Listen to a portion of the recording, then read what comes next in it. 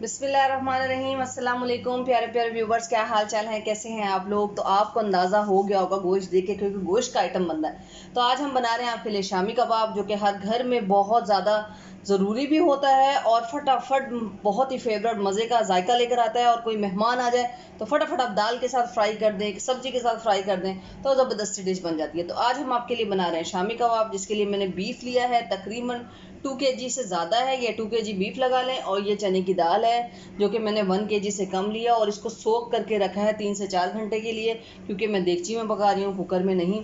तो अब हम जो हैं आपको बताते हैं दाल इसमें कितनी है।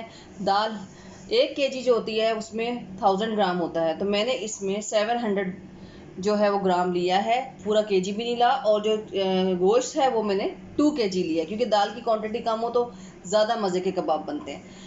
इसके अलावा इसमें डाल रही हूँ, मैं आपको बताती हूँ, हरा मसाला, हरी मिर्चें डाल रही हूँ, साबुत डालूंगी इसके अंदर। लहसुन है इसके पूरे 7-8 जवे हैं छिले हुए, 3 अदद दरमियाने साइज के प्याज हैं, 3 से 4 हरी मिर्चें हैं, अदरक का पीस है, ये भी साबुत डलेगा।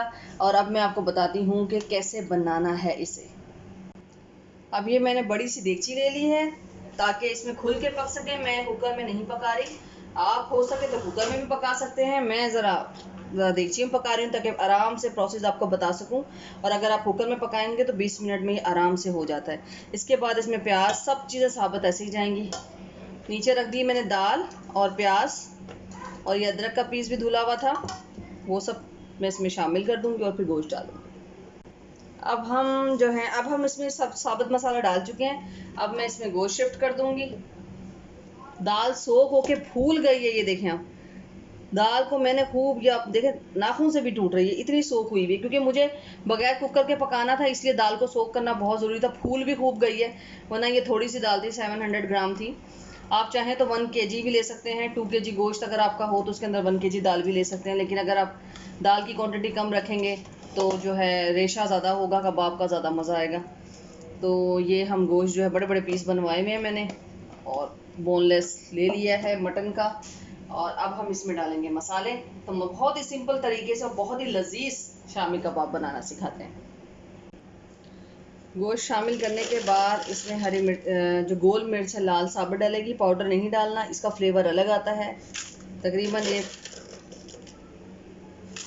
14-15 देख लीजिएगा आप स्पाइस के लिहाज से, और इसका फ्लेवर बहुत मज़े का आता है। तो ये आपने डाल देनी। रेड मिर्च तो डलेगी नहीं, क्योंकि आपको पता है कि कबाब जो है वो 2 kg इसके अंदर वो जो है 2 kg गोश्त है इसके अंदर, और दाल है इसके अंदर तकरीबन 700 ग्राम। तो मिर्चें ये तकरीबन 15 से 20 अदर डाल दीजिएगा।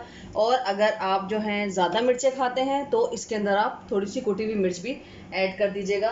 तो वो तो लास्ट में भी आप मिर्च टेस्ट करके हरी मिर्च और जो कुटी हुई मिर्च है वो हम डाल सकते हैं। इसके बाद हम इसमें शामिल करेंगे हल्दी पाउडर। हल्दी मैं ज़रूर यूज़ करती हूँ, हल्दी के बहुत फ़ायदे हैं। तो ये इसमें फुल टीस्पून भी नहीं है, हाफ टी स्पून है, और आप डाल सकते हैं, बड़ा मज़े का कलर भी आता है। और हल्दी के बहुत फ़ायदे हैं, हल्दी ये चीज़ें ज़रूर यूज़ करनी चाहिए, और हल्दी ज़रूर पिसवा के लाएँ। ज़ीरा इसमें 1.5 टी स्पून। क्वान्टिटी गोश्त की तकरीबन 2 kg दाल है और 3 kg बनता है, तो उसके हिसाब से जो स्पाइसेस हैं वो ज़्यादा ही होंगे। नमक जो है मैं इसमें 2 टेबल स्पून भर के डालूँगी, और उसके बाद जो है मैं पकने के बाद इसको टेस्ट करूँगी। अगर इसमें मुझे कम लगा तो मैं इसमें ज़्यादा डालूँगी। इसके बाद हम इसमें डालेंगे साबुत गरम मसाला। तो साबुत गरम मसाले में ज़्यादा नहीं डालूँगी, बाद में पाउडर ऐड करना है। 2 तेज़पात, और ये मुझे शामिल करना है, बड़ी इलायची है, काली मिर्चें हैं, और ये फूल है। इसके अलावा मैं इसमें गरम मसाले का पाउडर भी यूज़ करूँगी। अब हम इसमें शामिल करेंगे पानी, और पानी शामिल करने के बाद हम इसे रख देंगे कुक करने के लिए। तो बिस्मिल्लाहिर्रहमानिर्रहीम। दाल सोख हुई भी है 2 से 3 घंटे के लिए, तो बहुत ज़्यादा पानी की ज़रूरत नहीं पड़ेगी इसमें। गोश्त भी अपना पानी छोड़ेगा। तो देखिए ये अभी इतना खूबसूरत लग रहा है, ज़बरदस्त शक्ल इसकी तैयार है, और मज़ा आ रहा है, अभी देख के मज़ा आ रहा है जनाब। तो इसे चढ़ाते हैं चूल्हे पर, और फिर मैं थोड़ी देर बाद इसे चेक करूँगी कि कितना ये कुक हो चुका है। इसे तकरीबन 20 मिनट हो चुके हैं। फ्लेम जो है वो मीडियम टू हाई है, बहुत ज़्यादा हाई नहीं है। अब हम चेक करते हैं कहाँ तक पहुँचे कबाब। तो देखते हैं, पानी छोड़ दिया देखें गोश्त ने, दाल ने, प्याज भी देखें गल चुका है। अब हम इसकी फ्लेम को बिल्कुल नॉर्मल कर देंगे ताकि गोश्त और दाल जो है वो और अच्छे तरीके से सॉफ्ट हो जाए, ताकि जब मिक्सर में हम चॉप करेंगे तो आसानी आराम से ये चॉप हो सके। तो अब ये जब अच्छे तरीके से गल जाएगा तो फिर मैं टाइम डिपेंड करता है, उसके बाद आपसे मिलती हूँ। जब मैंने कबाब चढ़ाए थे इसके 20 मिनट के बाद मैंने इसको चेक किया था तो पानी निकल आया था गोश्त का, प्याज का। उसके बाद मैंने इसको बिल्कुल स्लो फ्लेम पे रख दिया था। तकरीबन 1 घंटा गुजर चुका है। मैं बीच में चेक करती रही कि बीच में लग ना जाए। और अब ये 1 घंटे के बाद मैं देखती हूँ क्या नोयत है। तो देखिए, आप देख सकते हैं पानी बिल्कुल ड्राई हो गया, फ्लेम बिल्कुल लाइट है, दाल भी गल चुकी है, गोश्त भी मैं देख रही, गोश्त के बड़े बड़े पीसीस हैं। ये देखिए गोश्त भी बिल्कुल गल चुका है, पानी बिल्कुल ड्राई हो चुका है। फ्लेम को कर देंगे ऑफ और चॉपर में इसको करेंगे चॉप अब अच्छे तरीके से। ये देखिए गोश्त में जो दिखाना था आपको कि किस हद तक गल चुका है, जो आराम से जो है ये कबाब बनने में मुझे आसानी रहेगी। पीस बड़े बड़े हैं, लेकिन अब ये देखिए, ये देखा आपने कितना मज़ेदार गल चुका है। ये नरम, बिल्कुल नरम मुलायम। ये देखिए हाथ लगाएं तो टूट रहा है। तो ये देखिए इसके पीसेस टूट रहे हैं। बहुत अच्छा गल गया है ये। इसकी मुझे और ज़्यादा गलाने की ज़रूरत नहीं है। अब मुझे चॉपर में इसको चॉप करना है। बहुत नरम हो चुका है बीफ इसके अंदर। अब मैं इसको थोड़ा ठंडा करूँगी, उसके बाद इसको मिक्सर में, कोई भी चॉपर है आपके पास उसमें अच्छे तरीके से चॉप कर लें। थोड़ी सी इसके अंदर डालूँगी मैं अब कुटी हुई मिर्चें, 1 टीस्पून कुटी हुई मिर्च डलेगी इसके अंदर। और इसके अंदर डलेगा 1/2 टीस्पून गरम मसाला पाउडर में। और उसके बाद इसको अच्छे तरीके से मिक्स कर लेना है। मिक्स करने के बाद इसमें हरा धनिया, और जब ये ठंडा हो जाएगा तो इसमें हरा धनिया, हरी मिर्चें, अकॉर्डिंग योर टेस्ट आप हरी मिर्चें और डाल सकते हैं इसके अंदर। और उसके बाद इसको ठंडे होने का टाइम देती हैं। उसके बाद चॉपर में चॉप करके मैं आपको दिखाऊंगी। सिर्फ मुझे आपको ये दिखाना था कि पानी बिल्कुल ड्राई होना चाहिए, और आप जो गोश्त है या जो बीफ है, जो मटन है, जिसके भी आप कबाब बनाना चाह रहे हैं, ये देखिए कितने आराम से गल रहा है, बिल्कुल मुलायम।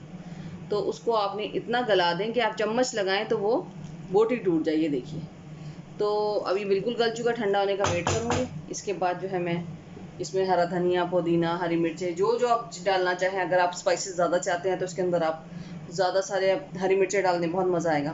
और उसके बाद अंडों के साथ हम इसकी टिक्कियाँ बनाएंगे। पहले इसके ठंडे होने का वेट करती हूँ, फिर पूरा चॉप करके मैं आपको दिखाऊंगी। तो आप ये देख सकते हैं कि मैंने इसको चॉपर में अच्छे तरीके से चॉप कर लिया है। बीफ बहुत और दाल अच्छे तरीके से बिल्कुल मैश हो चुकी है। और अब मैं जब इसकी टिक्कियाँ बनाने लगूंगी, क्योंकि अभी बहुत गर्म है, मैंने गरम गरम को ही अच्छे तरीके से चॉपर में चॉप कर लिया है, क्योंकि ठंडा होकर बहुत ज़्यादा मुश्किल हो जाता है इसको चॉप करना। तो अब हम इसको ठंडा होने का वेट करेंगे। उसके बाद मैं बताऊंगी आपको कि इसके अंदर 2 अंडे डलेंगे, हरी मिर्चें, पुदीना, हरा धनिया। अगर आप हरा मसाला ऐड करना चाहते हैं तो नमक टेस्ट करके नमक भी ऐड कर सकते हैं। बाकी रेडी है। अब ठंडा होने के बाद इसमें अंडे शामिल करके 2 अदद मैं इसकी टिक्कियाँ बनाऊंगी और फिर आपको दिखाती हूँ। जी व्यूअर्स, तो कबाब का मसाला पिस चुका है और मैंने जो है अच्छे तरीके से यकजान कर लिया है। इसको सही तरीके से पीसा चॉपर के अंदर। ये देख सकते हैं आप, बिल्कुल मुलायम मुलायम मुलायम सा ये बन गया है। नमक कम था तो जगह जगह आपको ये वाइट सॉल्ट आपको नज़र आ रहा होगा। मैंने टेस्ट किया तो मुझे नमक कम लगा, तो फिर मैंने इसमें नमक ऐड किया है। इसके अलावा इसमें हरा धनिया बारीक बारीक काट के मैंने वो शामिल करा है, थोड़ा सा पुदीना डाला है। मिर्चें बिल्कुल ठीक लगी मुझे, क्योंकि मैंने इसमें गरम मसाला ऐड किया था, तो मिर्चों की ज़रूरत नहीं। अगर आपको मोर स्पाइसी चाहिए तो आप अकॉर्डिंग योर टेस्ट डाल सकते हैं इसके अंदर हरी मिर्चें और गरम मसाला और आफ्टर टेस्ट, क्योंकि टेस्ट करना ज़रूरी है। इसके अलावा इसमें 2 अदद अंडे डलेंगे, और अंडे डालने के बाद हम इसे अच्छे तरीके से मिक्स करेंगे। और मिक्स करने के बाद फिर मैं इसकी टिक्कियाँ बना के आपको दिखाऊंगी। जिस साइज़ की मर्ज़ी, डिपेंड करता है आपको बड़े कबाब बनाने हैं, बड़े कबाब बनाएं। आपको छोटे कबाब बनाने हैं तो आप छोटे कबाब बना सकते हैं। तो टिक्कियाँ बनेंगी, इसे अच्छे तरीके से मिक्स करती हूँ, फिर इसकी टिक्कियाँ बनाते हैं। हाथ आपके अच्छे तरीके से धुले हुए होने चाहिए। इसके बाद इसकी टिक्कियाँ बना के तल के फिर मैं आपको दिखाती हूँ।